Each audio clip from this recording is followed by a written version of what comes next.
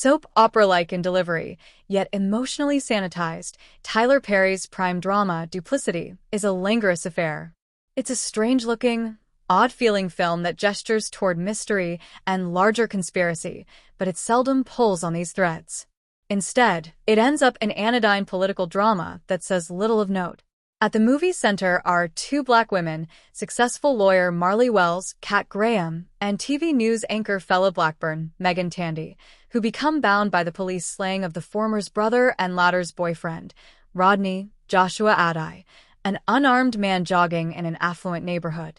The circumstances around how the police ended up in Rodney's location are suspicious. They involve a mysterious phone call no one seems interested in investigating, though the shooting itself is more clear-cut in the film's visual language. Despite this, much of Duplicity involves circular conversations about whether Rodney's killing can be justified.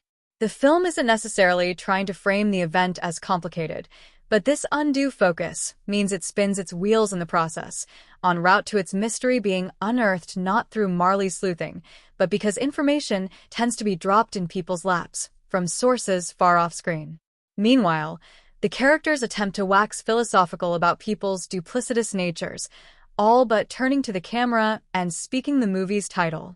However, little of this is conveyed through recognizable human behavior. People only act in ways that serve the mechanics of the plot, which aren't all that interesting to begin with. Marley's boyfriend Tony, Tyler Lepley, is a PI and former police officer, making him a plot conduit between Marley, the white rookie who killed Rodney, named Caleb, Jimmy Stanton, and Caleb's supervising officer Kevin, Ronrico Lee, who's not only known to the other characters, but was present for the shooting. This web of interrelated characters remains in stasis as an unremarkable fixture of the backdrop, rather than a point of intrigue. It only really comes into play when the movie drops all its cards at once near the end, revealing twist after twist at breakneck speed, all of it through stilted dialogue.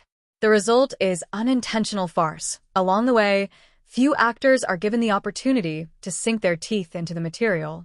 For a premise as incendiary as a police shooting, with all the ensuing news chatter about protests and riots, none of which are actually seen, the drama is mostly sanitized.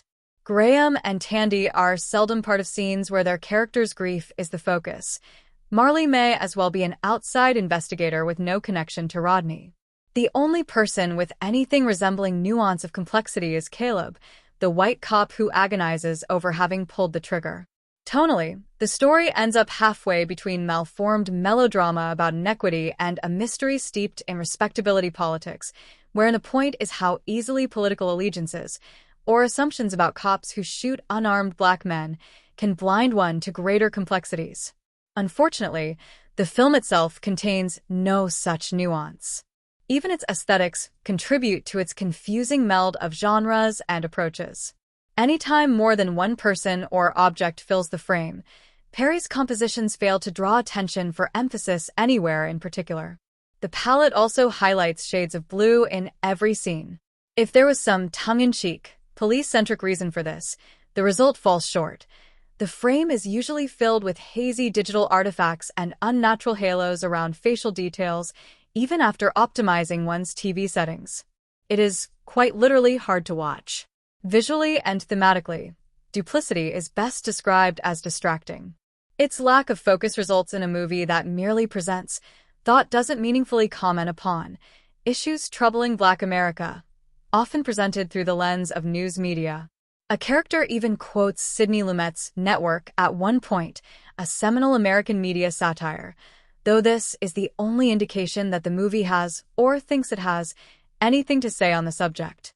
That's mostly how things unfold in Duplicity.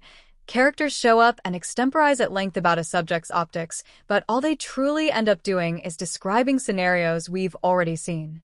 In the end, the movie's insights are limited to observing versions of real-world problems whose solutions are as simple as taking a beat to reconsider one's initial impulses and presumptions. It's a shame Perry's filmmaking seems immune to such advice.